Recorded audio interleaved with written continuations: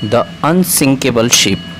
The unsinkable ship का मतलब होता है वो जहाज़ जो कभी न डूबे, यानी न डूबने वाला जहाज़। तो फिर शुरू करते हैं आज की 8th स्टैंडर्ड की जो स्टोरी है उसको, यानी ये लेसन है। अब इसको हम शुरू करते हैं। On 10th April 1912 the largest luxury ship in the world set sail from Southampton in England to New York. यानी 10th अप्रैल 1912 को जो है उस दिन एक बहुत ही लार्जेस्ट यानी बहुत बड़ी लग्जरी शिप जिसमें सारी फैसिलिटी अवेलेबल रहती है, in the world set sail from the Southampton in England. ये इंग्लैंड के जो शहर है साउथहैम्पटन, यहाँ से ये जो है दुनिया की एक पहली सबसे बड़ी लग्जरी शिप जो है वो निकलती है। अब ये जब निकलती है तो ये किस दिशा की ओर निकलती है?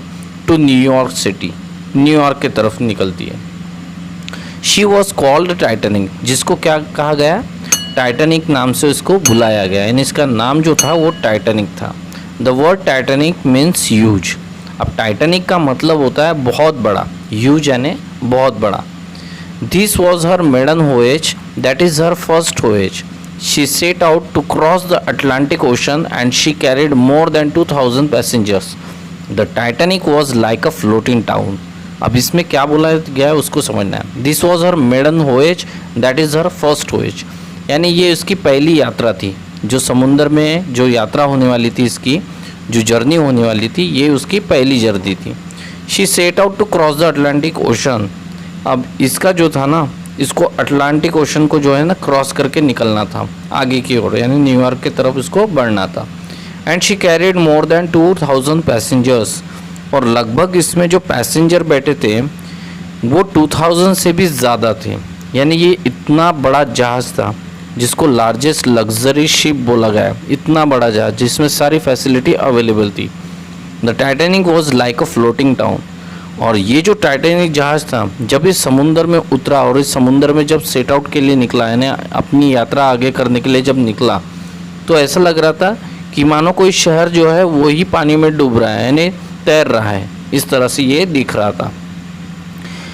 Everyone called Titanic the finest ship in the world. सभी जो है ना, सभी जितने भी लोग वहाँ पे बैठे होंगे, वो उससे देखने आए होंगे, उसको जो है टाइटैनिक को बुलाते थे कि दुनिया की सबसे फाइनेस्ट शिप है, सबसे सुंदर शिप है जिसमें वो बैठे हुए हैं। Everyone was proud of her. She was as tall as a building with 15 storeys. Inside she was like a large hotel with grand staircases, dining rooms, shops and swimming pools. अब इसमें क्या बोला गया? Everyone was proud of her. हर कोई जो था इसकी बड़ी तारीफ कर रहा था, बहुत ज़्यादा गुणगान इसके गा रहा था, बहुत ज़्यादा तारीफों के पुल बांध रहे थे इसके। She was as tall as a building with 15 storeys. और ये इतनी बड़ी थी, ये जो बिल्डिंग की तरह इतनी बड़ी दिखती थी, ऐसे मानो जैसे ये 15 स्टोरेज की बहुत बड़ी बिल्डिंग हो, इतनी ये ऊंची थी। इनसाइड, और इसके अंदर क्या था? She was like a large hotel with grand staircases. इसके अंदर क्या क्या दिखता था? एक था उसमें बड़े बड़े होटल वो थे, साथ ही साथ ग्रैंड स्टेयरकेसेस थे, जो सीढ़ियाँ थी वो बहुत ही शानदार, लगभग शानदार थी। डाइनिंग रूम्स इसके अंदर थे, शॉप्स थे और स्विमिंग पूल्स भी इसके अंदर थे। Everyone thought that the Titanic could never sink, they called her the unsinkable ship. अब सबको लग रहा था कि ये टाइटैनिक जो है ना कभी भी डूब नहीं सकता, और सभी इसको क्या कहते थे? अनसिंकेबल शिप, यानी ये कभी भी नहीं डूब सकता, इस तरह का ये जहाज़ है, इसको बनाया वैसा गया था। The ships builders were so sure of this that they put only a few life boats on the ship. अब ये शिप बिल्डर्स थे जिन्होंने शिप को बांधा था, तैयार किया था, इसका कंस्ट्रक्शन किया था, ये पूरी तरह से श्योर थे, इनको पूरी तरह से ये सुनिश्चित थे कि ये जो है ना कभी डूबेगी नहीं। इसलिए यहाँ पे जो लाइफ बोट्स रखी गई थी, कुछ जो लाइफ बोट्स रहते, जो छोटे छोटे जहाज़ रहते, इसमें जो रखे गए थे, पर बहुत कम थे, वो ज़्यादा नहीं रखे गए थे। मानो ऐसे 7 या 8 ऐसे कुछ तो भी रखे होंगे, 10 से कम ही थे लगभग। The journey was very comfortable, the passengers were proud because they were travelling in the best ship in the world they felt safe. अब जो जर्नी थी ना लोगों की, ये बहुत ही सुखमय थी, बहुत ही ज़्यादा सुखमय इनको मिल रहा था, बहुत ज़्यादा इनको कंफर्टेबल इसमें महसूस हो रहा था। द पैसेंजर्स वर प्राउड, और ये पैसेंजर थे जो उस जहाज़ में थे, ये बहुत ज़्यादा इसकी प्राउड कर रहे थे, यानी इसकी तारीफ़ कर रहे थे। बिकॉज क्योंकि they were travelling in the best ship in the world, क्योंकि वो जो ट्रैवल कर रहे थे वो दुनिया की सबसे बेस्ट शिप थी। दे सेफ फेल्ट, और उनको बहुत ही ज़्यादा इसमें सेफ लग रहा था। दे फेल्ट सेफ, तो इनको बहुत ही ज़्यादा उसमें सेफ यानी सेफ्टी महसूस हो रही थी। Then came the night of 14 April, अब वो रात आई 14 अप्रैल की, ये रात आ गई। द स्काई वॉज क्लियर, उस वक्त क्या था, जो आकाश था वो पूरी तरह से क्लियर था। एंड द सी वॉज काम, और जो समुद्र था बड़ा शांत था। Many of the passengers were asleep, बहुत सारे पैसेंजर्स थे उसमें, लगभग 2000 से भी ऊपर, वो सो चुके थे। Captain Smith knew that there were icebergs nearby, पर यहाँ पे जो कैप्टन थे जिनका नाम स्मिथ है, इनको कहीं ना कहीं पता था कि आसपास में एक आइसबर्ग्स है। अब आइसबर्ग यानी क्या होता है, यहाँ पे दिया हुआ a very large mass of the ice floating in the sea. Iceberg यानी एक बर्फीला पहाड़ जो आसपास में था, ये और ये कैप्टन स्मिथ को अच्छे से पता था। So he told man to keep a watch from the top of the ship, तो उन्होंने जो उनके क्रू मेंबर्स होंगे उसमें से कोई सदस्य होगा या वॉचमैन होगा, उसको बोला गया कि आप शिप के सबसे टॉप पे जाओ और वहाँ से निगरानी करके रखो, यानी वहाँ पे देखते रहो कि कहीं आइसबर्ग दिख रहा है क्या। Suddenly eight 11:40 PM the man saw something, अचानक क्या हुआ, रात के जो 11 से 11:40 बजे थे, उस वक्त उस इंसान ने जो है ना कुछ तो भी वहाँ पे देखा। He grew cold with fear, और ये डर के मारे बहुत काँप रहा था। A huge iceberg stood right in the path of the Titanic. Iceberg, he yelled, और जैसे ही उसने उस बड़े आइसबर्ग को देखा तो वो ज़ोर से चिल्लाया, क्योंकि ये जो आइसबर्ग था वो टाइटैनिक के जस्ट उसके सामने वाले जो रास्ता था उसके सामने ही वो खड़ा था। Captain Smith fought hard to steer the Titanic away from the iceberg. अब जो कैप्टन स्मिथ थे उन्होंने बहुत कोशिश की कि कहीं ना कहीं टाइटैनिक को उस आइसबर्ग से दूर लेके जाए, यानी उसका जो है आइसबर्ग के कांटेक्ट में ना आए। But the ship change direction slowly and her side scrap the mountain of ice.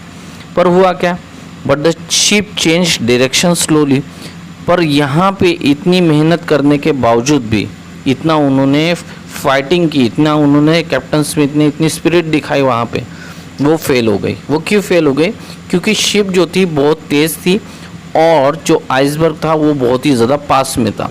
जो डायरेक्शन थी टाइटैनिक की वो स्लो हो गई थी, यानी उसका डायरेक्शन जो था ना बहुत ही ज़्यादा स्लो हो चुका था, क्योंकि वो डायरेक्शन एकदम से नहीं बढ़ रही थी, यानी उसको डायरेक्टली चेंज नहीं कर सकते थे, वो धीरे धीरे हो रही थी। And her side scrap the mountain of the ice, और उसका जो साइड था टाइटैनिक का वो कहीं ना कहीं जो आइस का माउंटेन था उसको जाके टकरा गया। A shore of ice fell on the decks and the iceberg cut holes along the ship side. अब हुआ क्या, A shore of the ice fell on the decks, जो जहाज था उसके ऊपर ने क्या आइस के बहुत सारे ऐसे टुकड़े आके गिरे। Cut holes along the ship sides, और जैसे ही वो उसको टकराया वैसे ही वो आइसबर्ग के जो कट्स थे, जहाँ पे जो टुकड़े थे, जब वो टकराया तो वहाँ पे कहीं ना कहीं टाइटैनिक को होल्स आ गए थे, यानी वहाँ पे छेद हो चुके थे शिप के साइड में। Water began to pour into the lower decks, और पानी जो है ना उसके अंदर आना शुरू हो चुका था, यानी water began to pour into the lower decks, जो लोअर डेक्स था यानी जो नीचे निचला स्तर था टाइटैनिक जहाज का, उसमें पानी घुसना शुरू हो गया, उसमें पानी ने एंट्री कर ली थी। Most passengers heard nothing and slept on, ऐसे बहुत सारे पैसेंजर्स थे उन्होंने उस घटना का सामना नहीं किया क्योंकि वो बहुत गहरी नींद में सोए हुए थे। Captain Smith and his crew could not stop the water flooding through the ship. अब कैप्टन स्मिथ जो थे और उनके जो क्रू मेंबर्स थे, जो जहाज में काम करने वाले सदस्य थे, could not stop the water, ये पानी को रोक नहीं पाए, फ्लडिंग थ्रू द शिप, और ये जो पानी था ये पूरे जहाज के अंदर फ्लड के समान एंटर कर रहा था। They knew the Titanic was in great danger. अब इनको जो है कैप्टन स्मिथ और उनके जो क्रू मेंबर्स थे, इनको पता चल चुका था कि टाइटैनिक जो है बहुत ही भयंकर संकट से अभी गुजर रहा है करके। The unsinkable ship was sinking. अब जिसको इन्होंने पहले बोला था कि ये टाइटैनिक जहाज कभी डूबेगा नहीं, वो कहीं ना कहीं अभी डूबने की कगार पर था। At 12:15 a.m., Captain Smith sent urgent messages on the ship's radio asking for help. अब जो कैप्टन स्मिथ थे, इन्होंने एक अर्जेंट मैसेज जो है सारी जगह पे रेडियो के द्वारा सारे जहाज़ों पे भेजना शुरू कर दिया था मैसेजेस, और उनको कहीं ना कहीं मदद के लिए वो बुला रहे थे। Help Titanic sinking come quickly. और उन्होंने जो रेडियो पे मैसेज भेजा था वो ये था कि हेल्प मदद करिए, टाइटैनिक सिंकिंग टाइटैनिक जो है वो डूब रहा है, कम क्विकली जल्दी हो सके यहाँ पे आइए। Then he order the crew to wake all the passengers up. और बाद में उन्होंने ऑर्डर दिया अपने क्रू मेंबर्स को, जो जहाज पे सदस्य थे उनको सभी को, कि जितने भी पैसेंजर्स हैं उनको जल्दी से उठाओ। A ship called the California was only 20 miles away, but she did not receive Titanic's message. Her radio was turned off and the radio operator was asleep. अब देखो यहाँ पे क्या बोला है, a ship called the California. यहाँ पे एक और शिप थी आसपास में कहीं तो भी, उसका नाम था द कैलिफोर्निया। ये कैलिफोर्निया नाम की शिप थी, इसको इसी नाम से जाना जाता था, और ये ज़्यादा से दूर नहीं थी, ये 20 miles अवे, यानी लगभग 20 miles दूर थी टाइटैनिक से। परंतु क्या हुआ, इसको जो टाइटैनिक का जो मैसेज भेजा हुआ था वो रिसीव नहीं हुआ। क्यों नहीं रिसीव हुआ? हर रेडियो वॉज टर्न ऑफ, क्योंकि इसका जो रेडियो था उसको टर्न ऑफ किया था, और इसका जो रेडियो ऑपरेटर था वो भी गहरी नींद में सोया हुआ था। Another ship called the Carpathia heard the Titanic's calls and sailed at full speed towards her. Unfortunately, the Carpathia was far away and she took over 3 hours to reach the Titanic. दूसरी जो ship थी जिसका नाम था कैरपेथिया, इसने radio पे जो message भेजा था ये सुन लिया था कि टाइटैनिक का जो मैसेज आया हुआ है। जैसे ही उन्होंने सुना वैसे ही वो पूरे स्पीड में उसकी तरफ निकले। पर दुर्भाग्यवश क्या हुआ, अनफॉर्चुनेटली का मतलब होता है दुर्भाग्यवश, कैरपेथिया वहाँ से बहुत ज़्यादा दूर था, बहुत ज़्यादा दूर, और उसमें लगभग वहाँ पे पहुँचने के लिए उनको 3 घंटे लग ही रहे थे। मीनवाइल उसी दौरान क्या हुआ, the Titanic was sinking rapidly. Titanic जो था ना बड़ी तेज़ी से डूब रहा था। The crew lowered the lifeboats into the sea, but there was only enough space in the boat for a few hundred passengers. अब जो वहाँ पे क्रू मेंबर्स थे उन्होंने क्या किया, जो लाइफ बोट्स उनके पास थी 8 या 10, इन्होंने उसके अंदर जो अपनी यहाँ के जितने भी पैसेंजर्स थे उनको भरना शुरू कर दिया। एक वो लाइफ बोट में लगभग उन्होंने 60-70 या हो सकता है 100 लोगों को उसमें बिठाना शुरू कर दिया एक लाइफ बोट के अंदर, और उनको वहाँ से जल्दी रेस्क्यू ऑपरेशन उन्होंने शुरू कर दिया था। The Titanic had more than 2000 people on the boat. अभी उसी वक्त जो है पूरी टाइटैनिक जहाज़ के ऊपर अगर वहाँ पे पॉपुलेशन देखा जाए तो लगभग 2000 के आसपास नहीं था, उससे कई ज़्यादा लोग थे वहाँ पे मौजूद। The ship began to tilt into the sea. और धीरे धीरे क्या हुआ कि ये समुंदर में जो है ना टाइटैनिक जहाज वो कहीं ना कहीं अपनी पोजीशन चेंज कर रहा था, यानी जैसे जैसे जिस दिशा की ओर पानी भर रहा था, जहाँ पे होल हुआ था, वो जो भाग था, वो जो विभाग था वो पानी के अंदर जा रहा था, और जहाँ पे पानी नहीं था वो उसका जो पोर्शन था वो ऊपर की तरफ उठ रहा था। People began to jump from the decks into the ice cold water. अब लोगों को लगा कि कहीं ना कहीं ये तो डूबने वाला है, तो लोगों ने वहाँ से जंप करना शुरू कर दिया। इतने ऊपर से जो है उन्होंने पानी में जंप करना शुरू कर दिया, और ये जो पानी था ये आइस कोल्ड वाटर था, इतना ठंडा पानी कि कहीं पे भी इंसान अगर वहाँ पे जाता है तो वो मर जाएगा। With its light still shining. पर जब ये ऊपर की तरफ उठ रहा था तभी भी इसकी जो लाइट्स थी वो बहुत ही ज़्यादा चमक रही थी। The Titanic stood upright for a few minutes. कुछ वक्त के लिए जो है, कुछ मिनट के लिए टाइटैनिक जहाज सीधा खड़ा हो गया, एक सीधा खड़ा हो गया। देन उसके बाद at 2:20 AM on 15 April she vanish into the sea. और लगभग 2:20 में, यानी जहाँ पे 15 अप्रैल की तारीख शुरू हो चुकी थी वो लगभग समुद्र के अंदर पूरी तरह से ख़त्म हो गया, यानी पूरी तरह से डूब गया। About 1500 people drawn, captain Smith and most of his crew went down with the ship. अब लगभग इसमें जो है 1500 पीपल ड्रॉन, यानी लगभग 1500 लोग जो थे इसमें डूब चुके थे। उसमें जो थे कैप्टन स्मिथ और उसमें से कुछ ऐसे क्रू मेंबर्स थे जो जहाज़ पे काम कर रहे थे, वो भी शिप के साथ डूब चुके थे। The Carpathia arrived at 3:40 AM. The ship's crew found the lifeboats and saved 700 people in them. They also found chairs and pieces of wood floating on the water, but almost all of the people in the water had drowned or died of cold. The Carpathia was too late to save them. अब हुआ क्या वहाँ पे?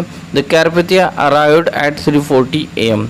3:40 के बाद जो है यहाँ पे कैरपेथिया शिप जो है वो आई। The ship's crew found the lifeboats and saved 700 people in them. अब जो शिप्स थे यानी ये जो क्रू मेंबर्स थे वहाँ हुए, उन्होंने लगभग जो है 700 जो लोग थे इनको बचाया था, क्योंकि इनके पास लाइफ बोट्स थी इसलिए उन्होंने उनको बचा लिया था। They also found chairs and pieces of would floating on the water. उन्होंने ये पाया कि वहाँ पे कुछ चेयर्स और कुछ लकड़ियों के जो टूटे फूटे पुर्जे जो थे वो पानी में तैर रहे थे। But almost all of the people in the water had drawn और डाइड ऑफ कोल्ड। और लगभग जितने भी लोग उसमें 700 के अलावा जितने भी बाकी के लोग थे वो उसमें पूरी तरह से डूब चुके थे और पानी ठंडा होने के कारण उसमें मर गए थे। The Carpathia was too late to save them. और कैरपेथिया को बहुत ज़्यादा देर हो चुकी थी वहाँ पे पहुँचने के लिए, उनकी जान बचाने के लिए। The sinking of the Titanic made people think harder about the safety of passengers on ships. They asked why ships carry such a few lifeboats and why they turn off their radios. अब क्या हुआ? The sinking of the Titanic made people think harder about the safety of passengers on the ship. अब ये जो जहाज़, unsinkable जहाज़ जिसको कहा गया, ये जहाज़ जब डूब गया, टाइटैनिक जब डूब गया तो लोगों को इसने बड़ा मजबूर कर दिया कि लोगों की सेफ्टी किस तरह से हर जहाज़ पे रखी जाए, क्योंकि अगर पैसेंजर वहाँ पे जाता भी है कोई भी जहाज़ पे ऊपर, तो उसके लिए उसकी सेफ्टी सबसे ज़्यादा इम्पॉर्टेंट है। तो कहीं ना कहीं जब ये टाइटैनिक जहाज़ वहाँ पे जिसको अनसिंकेबल बोला गया था, ये तो पूरी तरह से डूब चुका था, तो कहीं ना कहीं एक क्वेश्चन मार्क जनरेट हुआ था कि पैसेंजर की सेफ्टी को पहले ध्यान में रखे, इसलिए वहाँ पे बोला गया है they asked why ships carry such a few life boats. तो वहाँ पे ये पूछा गया है कि क्यों जो है इतने कम लाइफ बोट्स कैरी करके लेके जाते हैं, ये क्वेश्चन यहाँ पे पूछा गया है। And why they turn of their radios, और क्यों वो रेडियोस अपने टर्न ऑफ करके रखते हैं। एक तो है लाइफ बोट्स आप कम रखते हो, साथ ही साथ आपके रेडियोस भी टर्न ऑफ हो जाते हैं, ऐसा क्यों है। इन 1913 it was decided that all ships must have enough room in their lifeboats to carry everyone on board. It was also decided that ship must keep their radios working every hour of the day and night. अब यहाँ पे एक बहुत ही important decision लिया गया, और ये decision कौन सा था कि जितने भी शिप्स रहेंगे जो पानी में जाएंगे, समुद्र में जाएंगे, उनके पास लाइफ बोट्स के लिए ज़्यादा से ज़्यादा जगह होनी चाहिए जहाँ पे पैसेंजर की सेफ्टी का ध्यान रखा जाए। और उसके बाद दूसरी जो एक इम्पॉर्टेंट डिसीजन था ये वो था कि जितने भी रेडियोज़ उसके अंदर लगे हुए होंगे जहाज़ के अंदर, वो सारे के सारे दिन में हो या रात में, हर वक्त वो चलते रहेंगे, यानी ऑन पोजिशन में रहेंगे। In 1985, scientists sent a submarine to look for the wreck of the Titanic. They found the ship lying in two pieces on the ocean floor at a depth of around 4,000 meters, 13,000 feet. Later, they took a photograph of the wreck and brought small parts of it to the surface of the water. 1985 में क्या हुआ, scientist ने submarine जो थी उसको भेजा पानी के अंदर ये ढूंढने के लिए कि टाइटैनिक जहाज कहाँ पे उसके पुर्जे वगैरह दिखते हैं क्या। They found the ship lying in two pieces on the ocean floor, और उन्होंने ये पाया कि उसके जो टू पीसेस हैं, यानी जो जहाज है दो टुकड़ों में बट चुका था ओशन फ्लोर में, और इसकी जब लगभग उसकी जो डेप्थ निकाली गई तो वो पता चला कि ये 4,000 फीट 13,000 फीट जो है वो पानी के अंदर है, यानी 4,000 मीटर जो है वो पानी के अंदर पड़ा हुआ है। उसके बाद क्या हुआ, they took photograph of the wreck and brought small parts of it to the surface of the water. बाद में उन्होंने फ़ोटोग्राफ्स लिए उसके, और जितने भी उसके बाकी जो पुर्जे बचे हुए थे, जो भी उनके कबाड़ी कचरा जितना भी पड़ा हुआ था, उसको उन्होंने पानी के ऊपर वो लेके आए, जो ज़्यादा करके उनके लिए काम का था। There are many stories of bravery on that terrible night in April 1912।